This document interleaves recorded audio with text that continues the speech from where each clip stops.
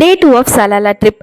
நாங்கள் ஏர்போர்ட்டில் இறங்கினதுமே முதல் வேலையாக காரை தான் வந்து ரெண்ட்டுக்கு எடுத்திருந்தோம். அபுதாபி துபாயிலேருந்து கார்லேயே ரோட் ட்ரிப்பாக வருவாங்க.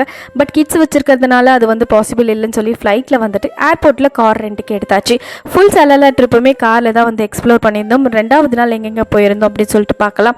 2 ஃபால்ஸுக்கு போயிருந்தோம். அயன் தப்ரூக் அப்புறம் அயன் அத்தும் அப்படின்னு சொல்லிட்டு ஒரு 2 பிளேஸுக்கு போயிருந்தோம். தண்ணி அந்த அளவுக்கு இல்லை, இருந்தாலும் அந்த பிளேசஸ்லாம் பார்க்கும்பொழுது ரொம்பவே சூப்பராக இருந்தது. நெக்ஸ்ட்டு வந்து ரொம்பவே ஒரு முக்கியமான மெயின் அட்ராக்ஷன் வாதி தர்பாத் தான் போயிருந்தோம். இங்கேயும் அந்த அளவுக்கு தண்ணி இல்லை. சீசன் இதுதான் ஸ்டார்ட் ஆகிற ஸ்டேஜ், இருந்தாலும் பார்க்கறதுக்கு ரொம்பவே சூப்பராக இருந்தது. ஐட்னரிலாம் முன்னாடியே வந்து பிளான் பண்ணிட்டு தான் போயிருந்தோம். பட் அந்த பிளேஸை காட்டிலும் போகிற வழி எல்லாமே பார்த்தீங்கன்னா அவ்வளோ சூப்பராக நேச்சராக சூப்பராக பார்க்கவே ரொம்பவே அழகாக இருந்தது.